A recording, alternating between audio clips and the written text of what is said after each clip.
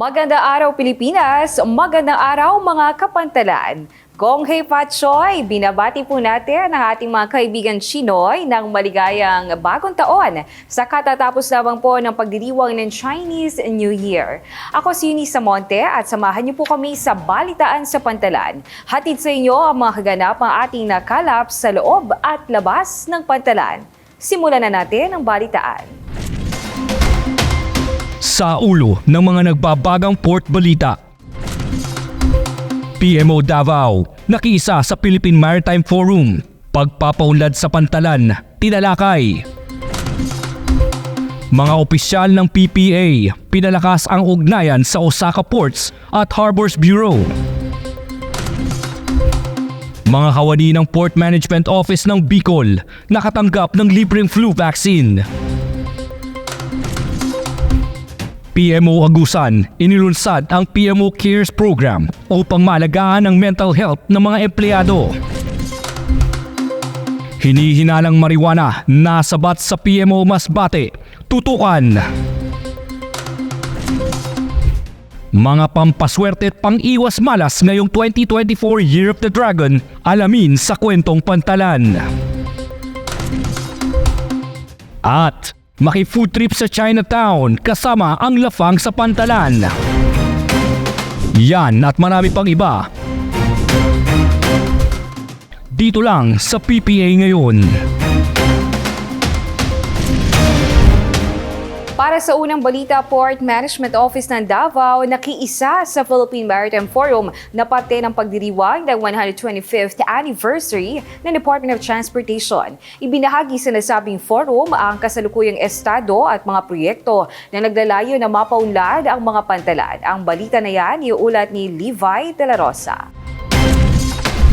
Nakiisa ang PPA Port Management Office ng Davao sa Philippine Maritime Forum na bahagi ng pagdiriwang na ika-125th na anibersaryo ng Department of Transportation na may temang One DOTR, Together Forever. 125 years of ushering Filipinos towards a comfortable, accessible, safe, sustainable, and affordable transportation na ginanap sa Waterfront Insular Hotel, Davao City nitong ika-6 hanggang 7 ng Pebrero taong 2024. Ibinahagi ng mga katuwang na ahensya sa industriya ng maritime ang mga napagtagumpayan nito, kabilang ang mga programa at inisyatibo ng mga proyektong nagkaroon ng malaking kontribusyon sa nasabing industriya.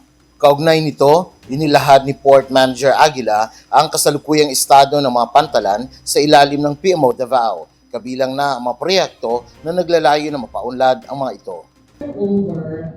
PPA has also started an extension, upgrading of berths 1 and 2, which is still ongoing and almost to be completed, hopefully within the year. That's around 8,000 square meters of area.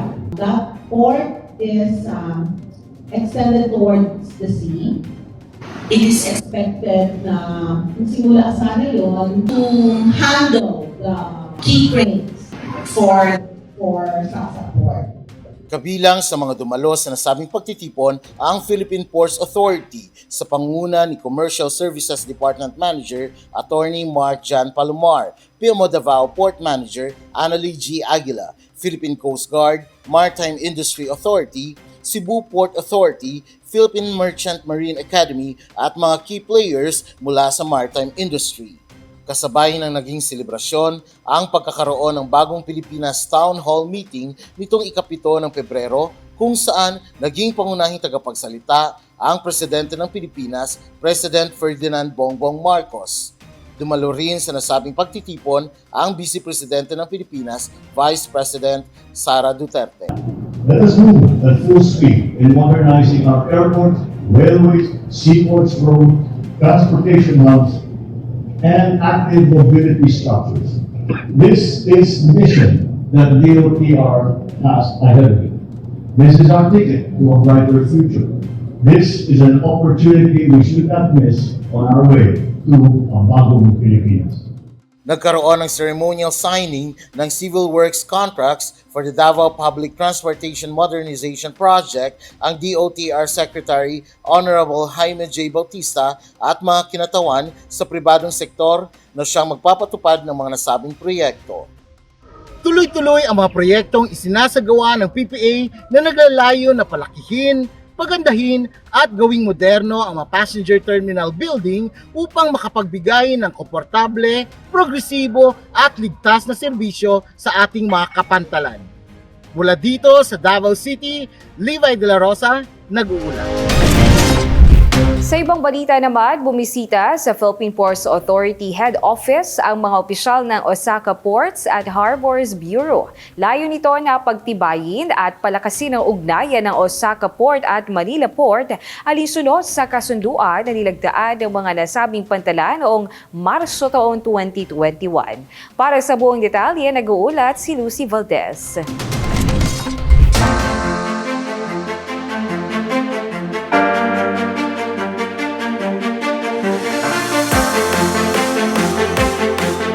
Mainit na sinalubong ng mga opisyal at kawani ng Philippine Ports Authority si Osaka City Deputy Mayor Toro Takahashi at iba pang mga delegado mula sa Osaka Ports and Harbors Bureau ng bansang Japan na bumisita sa head office ng ahensya nitong ika-6 ng Pebrero.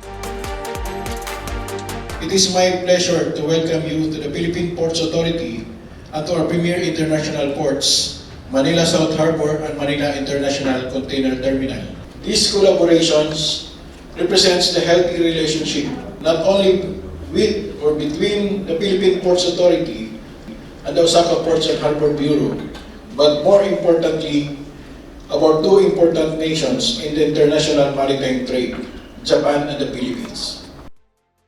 Nanguna sa nasabing okasyon ang mga manager ng iba't ibang departamento ng PPA at ang mga kawani ng Port Management Office ng NCR South na pinamumunuan ni Port Manager Catherine Esto na siyang naging punong abala sa pagpapasilidad ng mahalagang programa. So the event for today, the courtesy visit and the port facility tour in Manila South Harbor and in Manila International Container Terminal is part of the Memorandum of Understanding signed between the Port of Manila and Port of Osaka in 2021.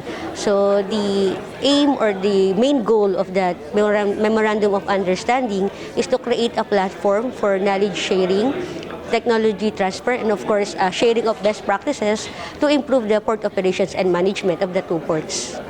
Nagpaunlak din ang mga terminal operators ng PMO NCR South mula sa Asian Terminals Incorporated para sa Manila South Harbor at International Container Terminal Services Incorporated para sa Manila International Container Terminal na pangunahing international seaport at trade gateway sa Pilipinas. Ibinahagi nila ang mga kapasidad, operasyon at serbisyo ng kanilang nasasakupang port terminal na sinundan ng window port tour sa mga terminal ng Manila South Harbor at MICT. Around 1 kilometer away is our North Port, which is the domestic terminal.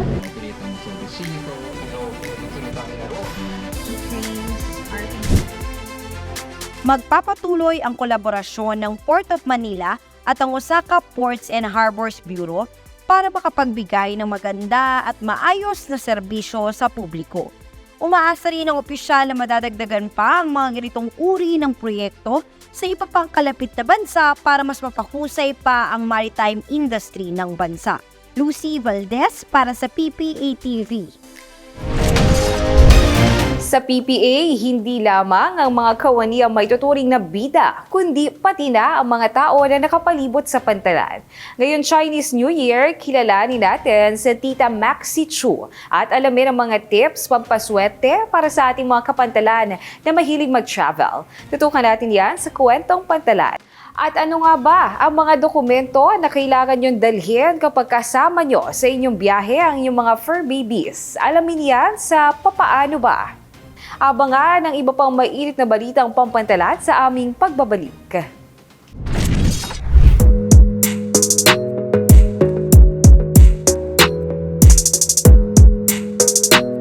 Hindi may tatanggi na malaki ang impluwensya ng mga Tsino sa kultura nating mga Pinoy. Nakuha natin sa kanila ang ilan sa kanilang mga nakagawian, pagkain, kagamitan, at maging ang kanilang mga paniniwala. At isa nga dyan ang paniniwala sa feng shui. Dito sa Chinatown sa Binondo, isa sa pinakamatagal at pinakadinarayo ang feng shui expert na si Tita Maxi. Real name ko is Maximal V. Tu. They call me Tita Maxi.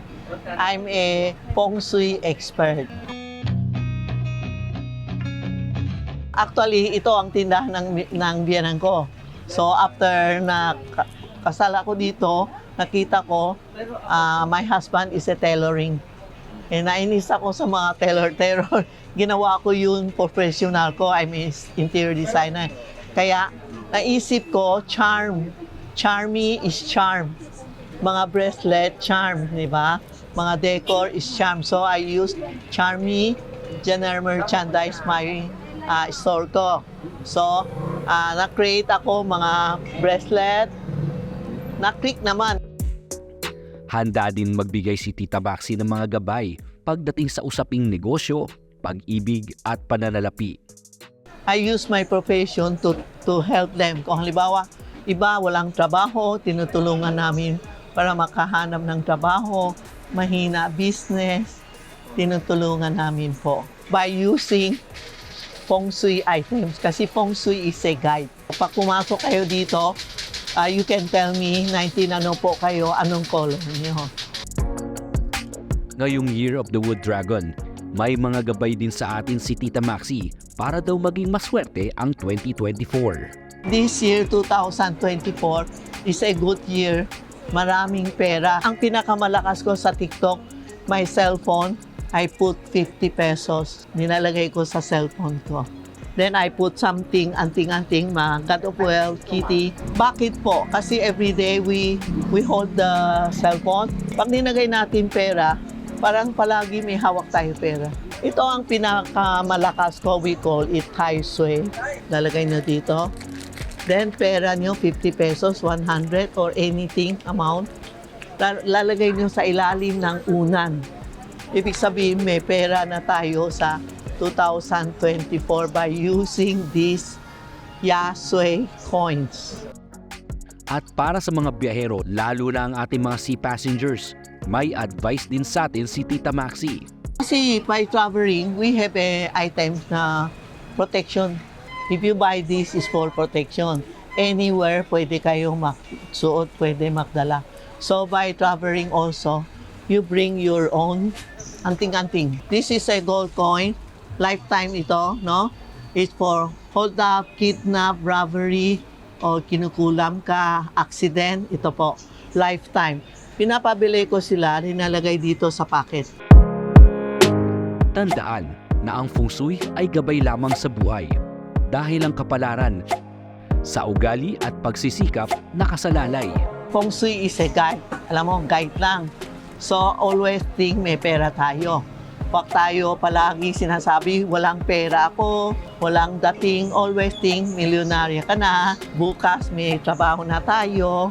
Bukas may pera na tayo. Think positive. That's the best.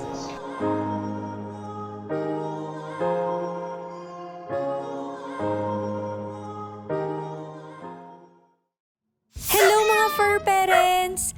Gusto niyo rin bang isama sa susunod ninyong travel ang inyong fur babies? Pwede yan! Pero alamin muna ang mga kailangan ninyong tandaan dito sa Papaano Ba? Para sa mga bumabiyahe na kasama ang kanilang mga alagang hayop, kinakailangan na makipag-ugnayan sa Bureau of Animal Industry National Quarantine Services o mag-register sa kanilang website na nbqsd.bai.gov.ph para makakuha ng shipping permit at mapayagang may pasok sa mga pantalan at mga barko ang inyong mga fur baby. Tandaan na ang bisa ng permit na ito ay tatagal lang ng 7 araw. Kasama sa mga requirements ang Veterinary Health Certificate na ibinibigay ng inyong veterinaryo. Naglalaman ito ng mahahalagang impormasyon gaya ng uri ng bakuna ng inyong alaga at ang validity nito. O di ba? Madali lang, kaya pasyal na tayo kasama na ang mga fur baby ninyo.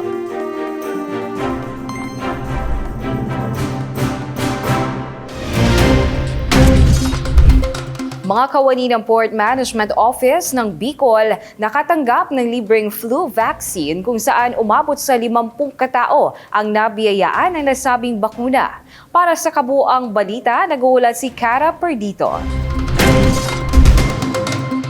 Naging benepisyaryo ang 50 mga kawani ng Port Management Office ng Bicol, kabilang ang ilang membro ng kanilang pamilya o kaibigan at mga empleyado ng cargo handy operators sa sinagawang libreng flu vaccination sa PMO Bicol Admin Building ngayong buwan ng Pebrero taong 2024.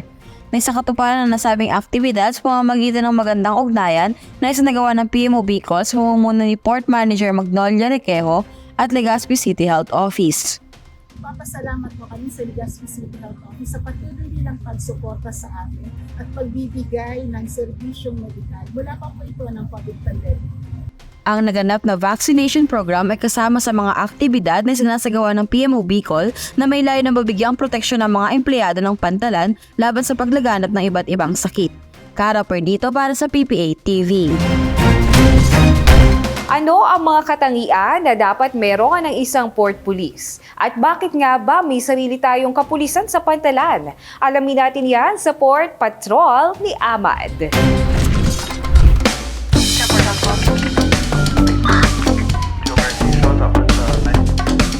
Ang ating pantalan ay isa sa mga nagsisilbing gateway natin sa paglasenso.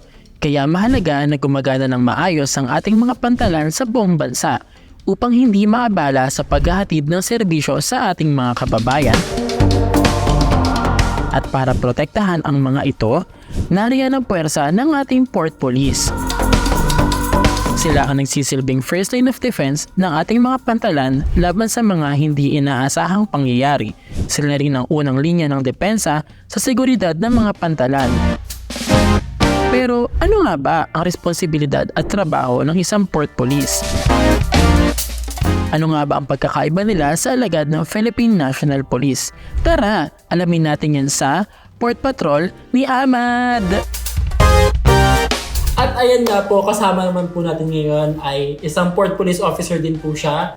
Ako nga pala si Port Police Officer 2, George A. Milagracia. So na-assign po ngayon po ako sa Special Reaction Team. Ano po ba yung mga ginagawa po ng Port Police? Like ano po yung responsibilities, ano po yung function nyo? Kami yung nagre-respond during may crisis situation. Likewise, kami po yung na-deploy sa lahat po ng port, including po yung terrorist attack, may OPLAN, STU, may VIP protection po. Ano po bang pinagkaiba ng Port Police, sa Coast Guard, sa PNP? Ano po? Kami po talaga yung naka-assign dyan sa gate. So dapat lahat po ng mga pumapasok sa loob ng port ay maha-screen po ng Port Police. So supposedly talaga yung function po ng Port Police ay yung police authority po within the port na pwede po tayo mag-administer po. Nagkakandak din po yung Port Police ng clearing operation sa loob po ng port.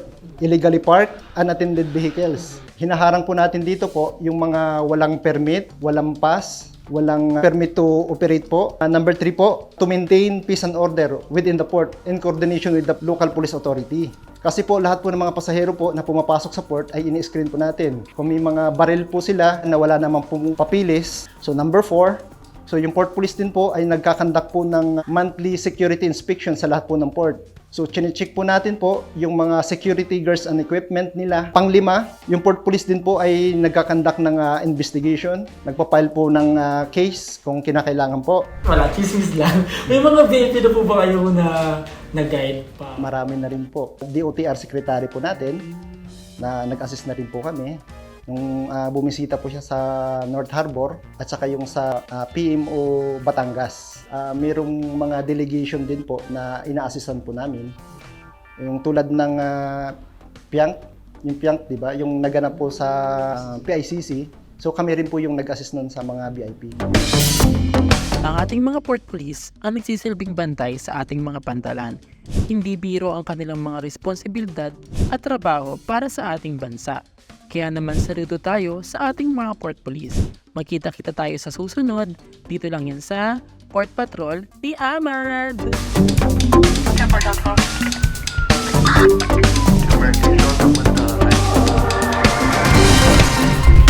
Sinimula naman ng PMO Agusan ang buwan ng pag-ibig sa paglulunsad ng programa na magbibigay ng alaga at suporta sa mental health ng kanilang mga empleyado. Para sa kabuang balita, nag-uulat si Jel Manalo.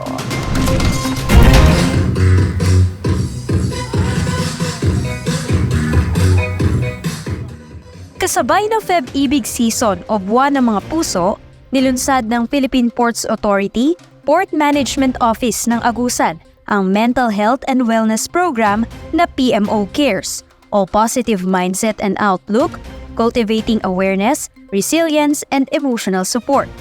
Isinagawa ang paglulunsad ng PMO Cares nitong 5 ng Pebrero kasabay ng flag raising ceremony sa PMO Multipurpose Hall. So we have to take care because we have only one body, one mind. So the importance of living a healthy lifestyle. So we just briefly describe the healthy lifestyle. It has a short and long haul health benefits. No? Long haul, engaging a balanced diet, taking regular exercise and maintaining a healthy weight can add years to your life and diminish the danger of certain diseases, including cancer and diabetes. Binigyan din ni Port Manager Mildred Padilla ang kahalagahan ng mental na kalusugan at ang implikasyon nito sa pang-araw-araw na buhay, kakayahan sa trabaho at well-being. Kasama din sa programa ang pagkuha ng blood pressure, timbang at random blood sugar ng mga empleyado na nagsisilbing health indicators at maaaring maging susi sa maagang pagtuklas ng mga potensyal na issue sa kalusugan. Kasabay din ito ang paglatag ng iba pang mga nakatakdang schedule sa buong 2024 na may kaugnayan sa pag-iingat sa kalusugan, gaya ng health awareness and education initiatives, physical fitness and health check-up, socialization and recreational activities, mental health support, at spiritual enhancement. Layon ng PMO Cares na palaganapin ang positibong pananaw at pag-asa, palakasin ang kakayahan sa pagharap sa mga pagsubok at magbigay ng emosyonal na suporta sa bawat miyembro ng PMO Agusan. Inaasahan na sa tulong nito at sa pagmamalasakit ng bawat isa, mababawasan ng stress at magiging mas masigla ang samahan ng mga empleyado ng PMO Agusan. Jel Manalo para sa PPA TV. Isang menor de edad na pasahero sa Port of Masbate ang dinala sa presinto matapos mabisto na may dalang hinihinalang sachet ng marijuana. Ang buong detalye sa ulat ni Pocholo Papiliera.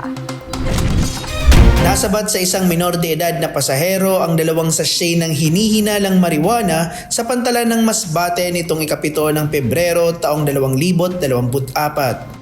Ang pasahero ay sasakay sana ng barko patungong Piudoran Albay nang mahulihan ng mga BXM operators ng nasabing specimen habang ito ay papadaan sa baggage screening area. Habang nag-iinspeksyon ng bagahe ng isang pasahero po ang ating mga screener operators, may nakita na mga pakete na pinaghihinalaang droga.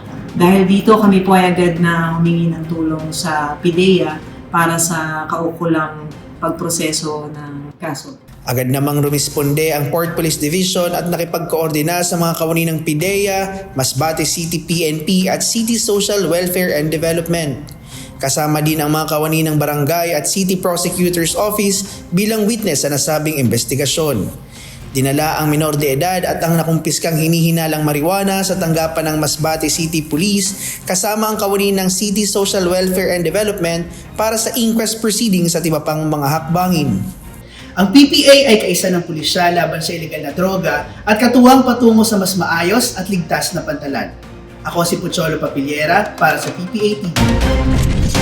Sa aming pagbabalik, matakam sa mga sikat na street food sa Binondo, Manila. Ito ang binisita ng ating Lafang sa Pantalan team bilang parte ng selebrasyon ng Chinese New Year. Pero bago yan kilalanin natin ang isang matapat na porter na nagsauli ng naiwang backpack sa Dapitan Port, Tampok sa pasahero ni Karen Acheta.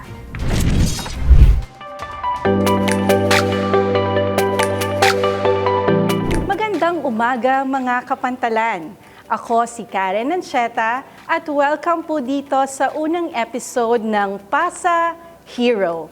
kung saan kikilalanin ang mga kababayan natin na nagpakita ng katapatan, kahusayan at kabayanihan sa ating mga pantalan at sa iba't ibang panig ng bansa. At ngayon, makakasama natin ang isang porter ng Prudential Customs Brokerage Services Incorporated, Port Terminal Management Corporation mula Zamboanga del Norte na nagsauli ng nawawalang backpack ng isang pasahero. At siya po, si Kuya Henry Dumael. Magandang umaga. Magandang umaga po. Ilang taon na po kayo sa serbisyo, Kuya Henry? Mga 15. 15 years. So, tubong Zamboanga del Norte po kayo? Oh, So, buong sa pamilya Dapitan. niyo po ay kasama ninyo sa Dapitan. Paano po nangyari ang insidente ng pagsauli ninyo ng backpack? amo siya ang area ay kami sa sasakyan nila.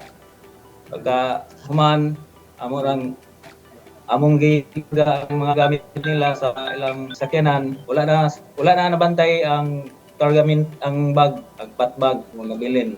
Pagka human, nilakaw nami, naday nabilin nga wala na bantay. Yun, nakita na po sa ako ang kauban, ihatag na po niya na sa akong pasahero. Pagka human, pag mag-report, yang ihatag sa Port Police, katura ma'am, wala na. Pakipaliwanag naman kuya kung ano po ang naging proseso ng pagbalik ninyo ng backpack. Ito-over ko sa gwardiya, mag-report sa gwardiya, pagkahuman, ihatag sa Port Police, yung Port Police na lang nag-contact sa Tag-iya. Ano pong pakiramdam kuya ng nakita nyo at naibalik ninyo yung backpack sa may-ari? Palipayon ra, nakauli og bag. Oretoy na, parang ma'am, nabati na ko, nakauli ko og bag. Ito lang po ba yung unang naging experience ninyo na may nawalang gamit at may naibalik kayo? Oo, una lang. So, pwede ho ba akong makahingi ng mensahe, Kuya Henry, sa mga kagaya ninyong nagtatrabahong porter sa Pantalan na hindi nagdalawang isip na magsoli ng gamit?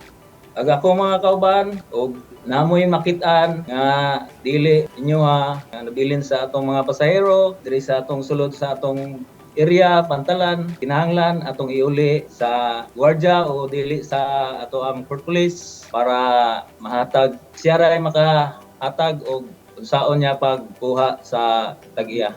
Maraming salamat, Kuya Henry. So, ayan po si Kuya Henry, ang ating Certified PASA Hero. Maraming salamat sa inyong ipinakitang katapatan. Naway dumami pa po ang mga katulad ninyo. Tandaan, ang paggawa ng mabuti Ay nakaka-happy. Muli, ako si Karen Ancheta at ito ang PASA Hero.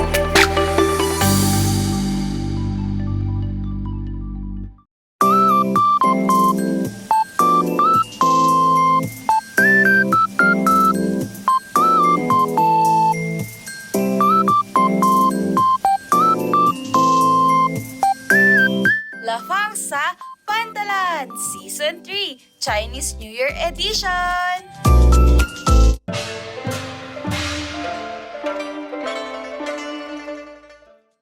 Go Hepa Choy! Samahan niyo ako mag-food trip dito sa Binondo! Let's go!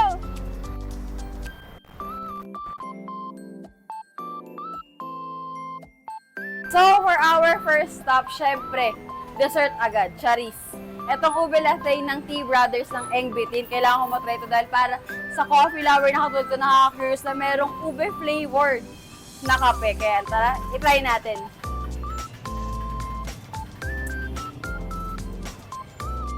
So, ayan, ito na. Ayan. Ube talaga siya. So, let's try.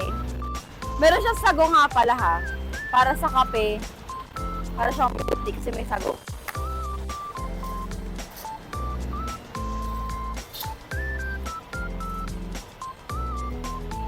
Hindi siya lasang kape. Lasang ube lang siya. Ay! Video pa yan. Kala ko photoshoot na. Ang init kasi. Pero napakasarap dito. For 95 pesos, napakamura. Large na siya talaga. Flex lang ng nails. And ng Rejuve. Charis! A A few moments later. Mainit. Dito tayo ngayon sa Ongpin Street.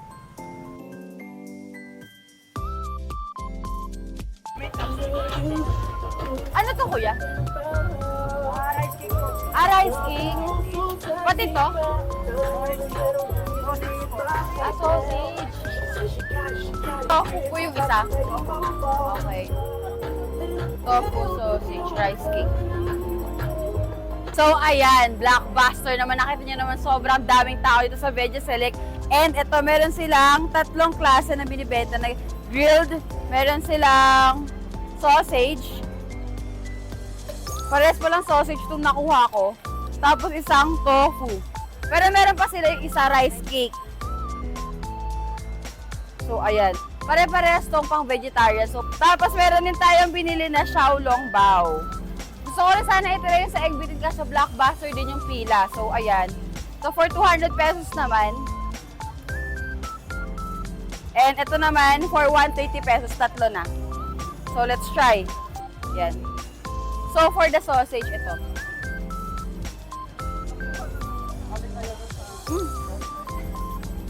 Sarap! Parang siyang ano, yung spices niya parang kalasa ng biryani. Ang sarap! Hindi siya maanghang. Pag ginunguya mo siya parang pork. Pero hindi, vegetarian siya. Kaya pala napakaraming pumipila. Nagwawalan po ako lang pero yung texture niya parang kumakain ng mozzarella. Yung tofu, apat? Yung tofu, 4 na piraso.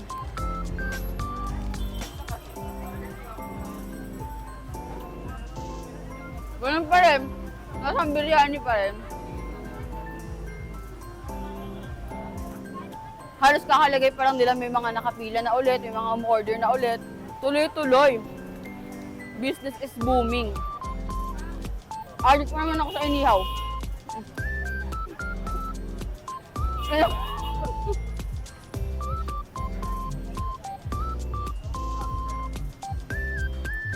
Magic nawawala yung hawak kong drink. Kulaan nyo kung nasaan.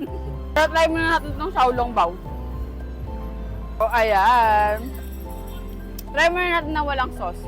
Natatakot siya ako baka tumapot sa damit ko eh. Fried Xiaolong Bao. Actually, fan ako ng mga Xiaolong Bao. As in. Especially yung alin na adik ako dun sa may chocolate yung nasa loob. Pero ito vegetarian din. Tulad na iba. Kasi nga Veggie Select yung pangalan nila. Ang ungot. Ang ungot. Kalasa siya ng enoki mushroom. Para siyang may enoki mushroom sa loob.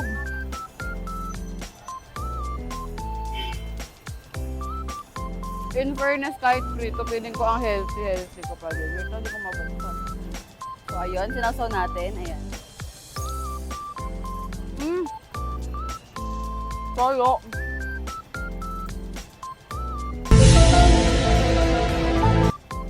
Kailangan ko inumin ko ang anghang.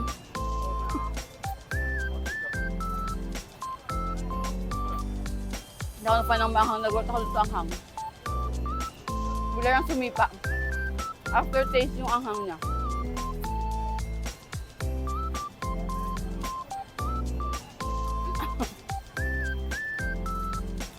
Mas prefer ko na wala yung sauce. Pero para sa mga spicy food lovers, magugustuhan nyo to.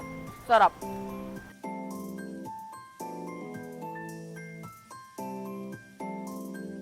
Siopaw. Ano pa naman ito? Bola-bola. Bola-bola siopaw.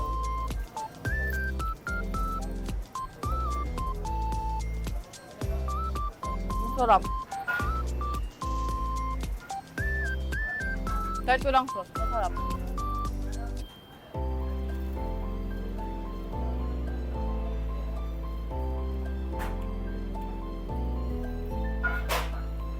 Ano siya, para siyang puto. Yung outer niya, medyo pagkalasang puto. Na may palaman. Sobrang lambot. Hay nako, another episode na naman na busog na naman ako. At ang hirap ngayon kasi ako lang yung kailangan umubos ng lahat ng pagkain. Talaga naman kanina, sobrang kasya pa tong jumpsuit sa akin. Ngayon, medyo buntisan portion na pala. Yakapin ka namin. Kasi, pagkatapos mo. Pero sobrang worth it talaga yung mga natrayan. Especially yung veggie select, sobrang sarap. Swear, hindi ako OA. Charis, OA talaga ako, pero masarap talaga, promise. Lalo na sobrang lapit pa nila itong Chinatown, itong Binondo, sa mga pantalan natin. Isang jeep lang kaya, magsakay ka lang ng Divisoria, tapos lakarin mo na. Talaga namang super worth it. Ang dami mong pwedeng itry na food, pwedeng street food, pwede kang mag-sit down, mag-try ka ng mga noodles. Sobrang sasarap lahat, promise, walang tapon. Kaya ngayon, mag-jogging tayo para mabawasan ang ating calories. Laugh trip, food trip, at kahit ano pang trip, sa Binondo, yan ang aking nasulit. At dito po nagwawakas ang makabuluhang talakayan ng mga makakalagang kaganapan sa loob at labas ng pantalan. Manatili po tayong ligtas at mag-ingat sa ating mga biyahe. Inaabisuhan po natin ang mga kababayan natin na laging i-check ang PPA social media accounts para oras-oras updated kayo sa kalagayan ng inyong mga biyahe. Makakaasa po kayo naka-standby at laging alerto ang mga kawani ng PPA. Dahil naniniwala tayo sa PPA, ang pagbangon, pag-unlad, abot tanaw. Ako po muli si Eunice Samonte at ito ang PPA Ngayon.